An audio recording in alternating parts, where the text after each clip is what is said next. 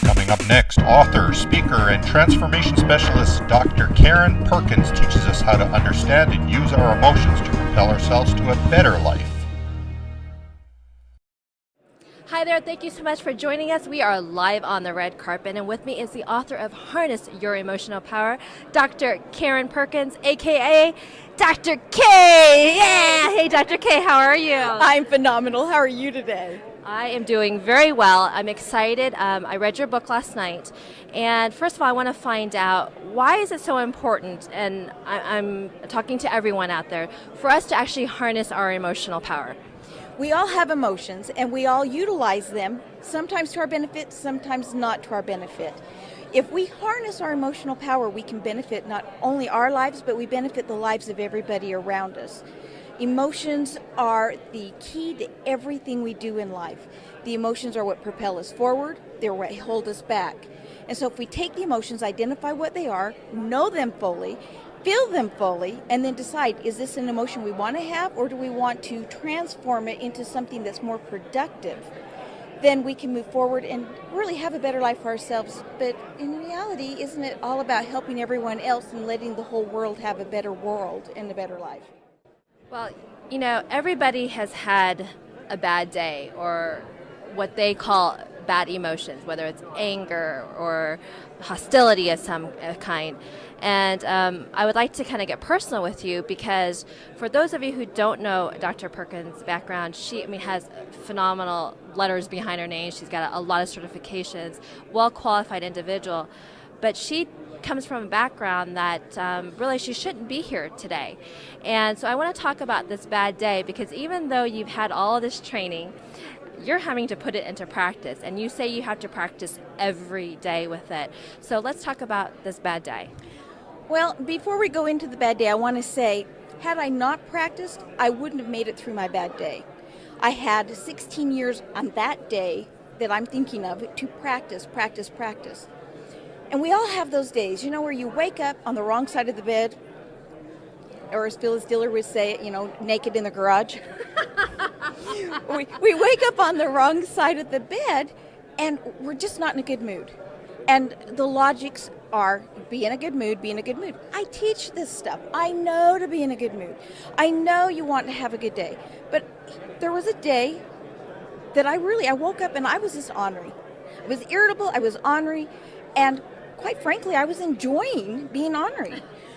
And I was just starting a long week of going out on the road and being gone every day. Started my speaking in my hometown, which normally would be fabulous. But today it's not so fabulous because my flight is 5 hours after I end my seminar. Nobody's going to be at my house, which means I get to go sit at the airport or go home and take a cab to the airport.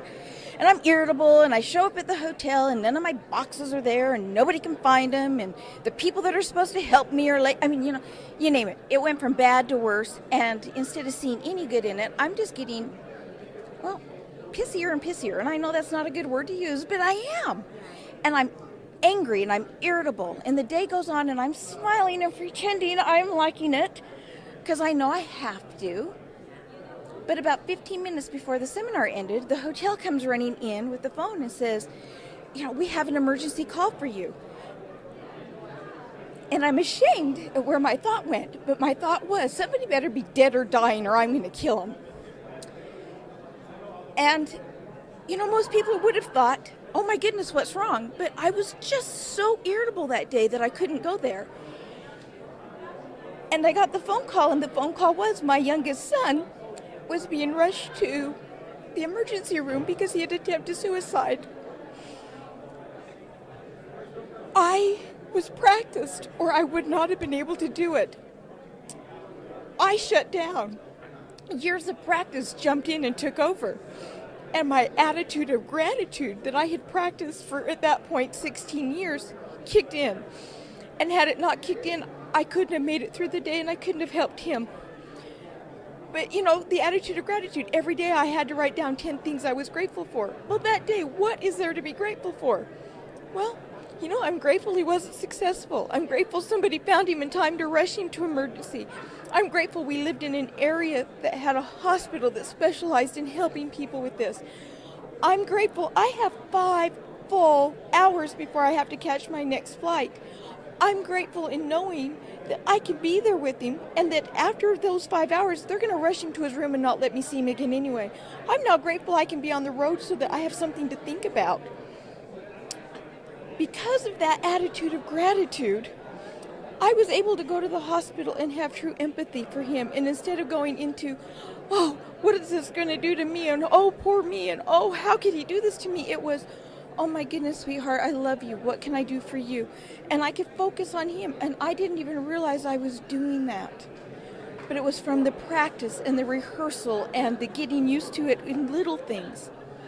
And it wasn't until 9 months later, he wrote an ode to Mother and put it on my blog page. And he said something to the effect of, Mom, it was your ability to have hope that I would be okay that gave me hope that I could make it. It was your ability to focus on me and what I needed that allowed me to not feel guilty for what I was doing to you, that allowed me to focus on getting better instead of everybody's judging me, everybody's angry, everybody's hurt. It was those things, and I didn't realize I was doing those things. And had I not been practicing harnessing my emotions for years, I don't know that I would have been able to utilize the skills that I had for the better. Now, he's a handsome, wonderful, delightful grown man today, thank goodness. And I love him dearly. And, you know, there isn't a day that goes by he doesn't text or call me. Not a day. And every day, Mom, I love you. Every day, Mom, how's your day going? Every day. And he always comes back to, in my time when life was the darkest, instead of going back into yourself and how was this going to affect you, and going into your guilt for what you may have done wrong, or going into your disappointment, you were able to go ahead and step outside of yourself. And that is what true empathy is. True empathy is stepping outside of yourself, putting the other person in the spotlight, in the focus, and fully focusing on them, on their needs, on their frustrations, on their desires, on their wants, on what they have to have in order to get beyond where they are at this moment. And that's what I was able to do. Okay, I get it.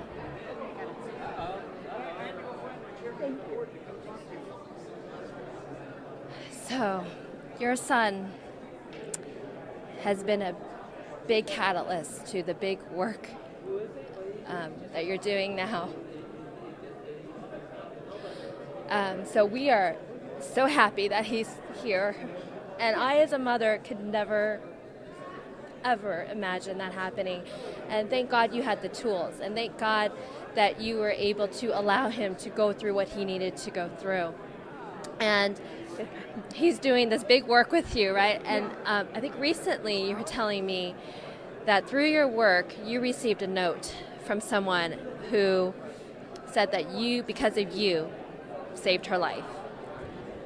Because of a seminar that she went to with some of the things that I had put together on emotions, one of her friends forced her to do this, and she searched me out to find me, to tell me that she had been at a dark place for a very long time, and that it was through my works that she was able to get beyond her dark place and find her hope. It was through being able to hear that other people went through those kinds of things. Several stories in my book about different things that I've gone through, my family's gone through, other people that I love dearly have gone through. It was through that she was able to find her own hope. And she said literally that I had saved her life. And I would love to take full credit for it, but really, she saved her life. The stories that people have allowed me to share saved her life. And knowing that we can have a part in making this a better world, nothing is more valuable than that. Nothing. This is a wonderful place, and we're all going to be here. Let's make it a place that we want to be, and make it a place that is better for everybody. And that's what it's about. It's definitely what it's about. We're just going to quickly check our mascara right now because we're just running And we're going to do a quick change to... This has been very, very powerful. Thank you so much for sharing this story. Thank you for letting me cry. Anytime. Okay, so we're going to go back to, we've all had bad days. Dr. K has had bad days. And so we're going to give you a tip from her book. And she has many tips, many strategies to do an instant calming sequence so that when you're feeling negative, you're feeling this tension, that you can immediately calm yourself, get collected. My husband often tells me, get centered before going anywhere, going into a meeting. So essentially, this is what we're saying. So I want you to pull into this big toolbox of yours the one tip that you can give our viewers right now on how to calm themselves. Oh, there are so many fun ones. I think my favorite, however, is that when you're stressed, if you do a tighten and release.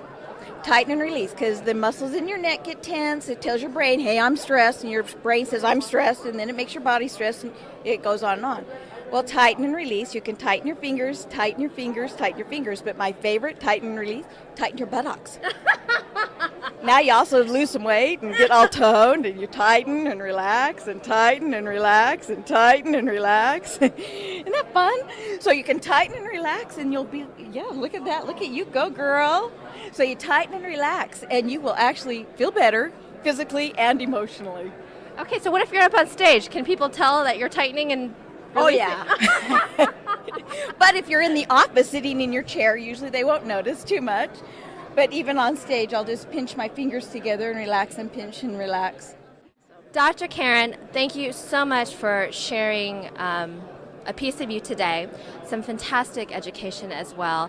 Now, for those of viewers who want to get more information about the book, how they get the book, also your workshops, your keynotes, your seminars, your products, where should they go? Just www, of course, dr-perkins.com. So dr-perkins.com, dr-perkins.com.